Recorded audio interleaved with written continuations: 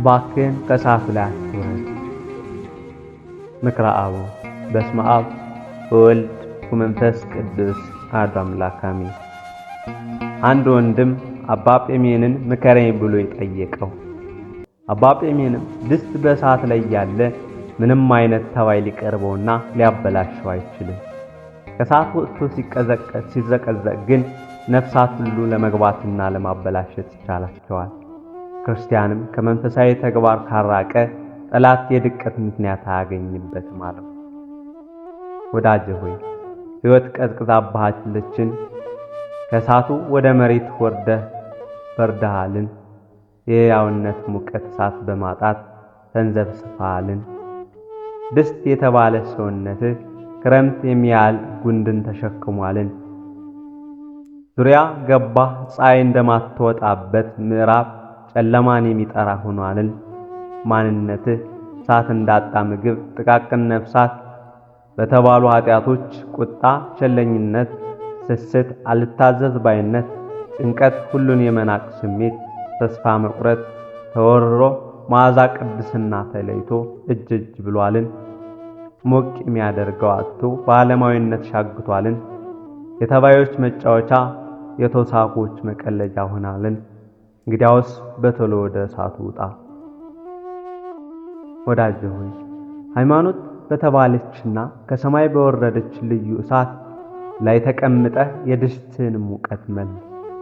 እምነት፣ ተስፋና ፍቅር በተባሉ 3 ጉልቻዎች ላይ በምቾት ተጥደህ የሕይወትህን የኃጢአት ፍርድ አስወግድ።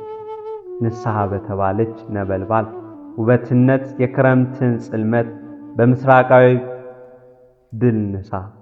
በሥጋ ወደሙ ስምነት ድስት የተባለው ሰውነትን በከወይነ እሳትነት ቀድስ። እባክህን በቶሎ ወደ እሳቱ ውጣ። ሃይማኖት የተባለ እሳትን ተባይ አይቀርበውም። እምነት፣ ተስፋና ፍቅር የተሰኙ ጉልቻዎችን ተውሳኮች ሽቅ ባይወጡባቸውም የነበልባለ ንስሐን ብርሃንና ሙቀት ነፍሳተ ጽልመት መቋቋም አይችሉም። ስለዚህ በእሳቱ ላይ እስካለ ድረስ በመንፈሳዊ ተግባራት እስከጠነከርክ ድረስ አንተ ሁሌም ከተባይና ከነፍሳት ብልሽት ከአጋንንት የራቅክ ነህ። ወዳጅ እባክህን ከእሳቱ ላይ አትውረድ። እሳቱ በደንብ ይነድ ዘንድ ጾም፣ ጸሎት፣ ስግደት የተባሉ እንጨቶችና ምጽዋት የተባለ ጋዝን መጨመርህ እንዳትዘነጋ።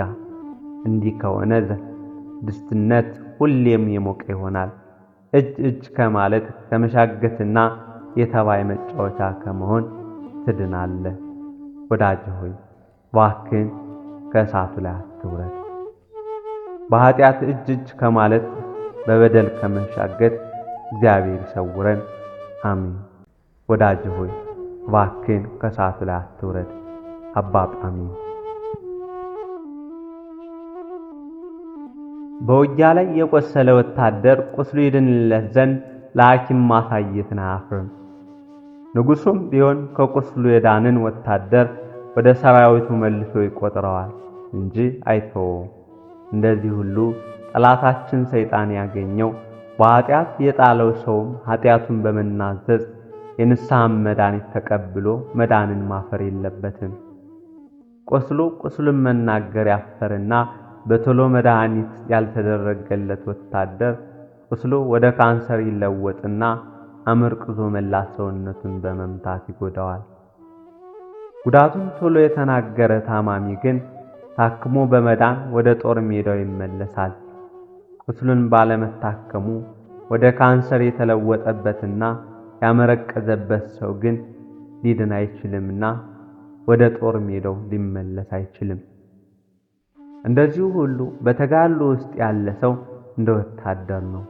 በተጋድሎ ውስጥ ያለ ሰው በኃጢአት ወድቆ በኃጢአት ወድቅ ያለው ብሎ የተናዘዘ የንስሐን መድኃኒት ያገኛል። ኃጢአቱን የደበቀ ግን ሊድን አይችልም። ምክንያቱም ታማሚው መድኃኒት አግኝቶ ከቁስሉ ሁሉ ይድን ዘንድ በሽታው 2 ዲናር ወስዶ ለሚያክመው ባለ መድኃኒት አልተናገረምና። ቅዱስ አፍራዝ ዘሶርያ። ብቸኝነት ማለት በዙሪያ የሚሆኑ ሰዎች ማጣት ማለት አይደለም።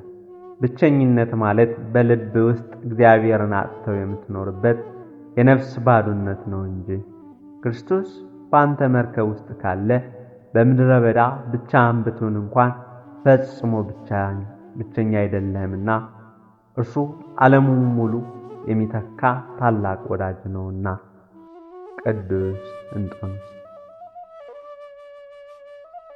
በወንድም ላይ ክፉ የምታስብበት ጊዜ የራስን የውስጥ ሰላም እያጣ መሆኑን እወቅ። የጥላቻ እሳት መጀመሪያ የሚያቃጥለው የያዘውን ዕቃ ልብህን ነው። ከዚያ በኋላ ወደ ሌላው የሚሻገረው።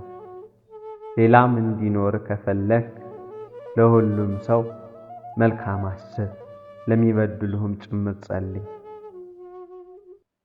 ቅዱስ መቃርስ።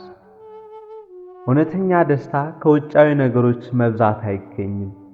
ዓለም በሚሰጥህ ማዕረግ፣ ሀብትና ዝና ውስጥ ሰላምን ብትፈልግ ድካምህ ከንቱ ይሆናል። እውነተኛ ደስታ የሚገኘው ከኃጢአት በነጻች እግዚአብሔርን በማመስገን በምትኖር ትሑት ልብ ውስጥ ብቻ ነው። ቅዱስ ይስሐቅ ሶርያዊ።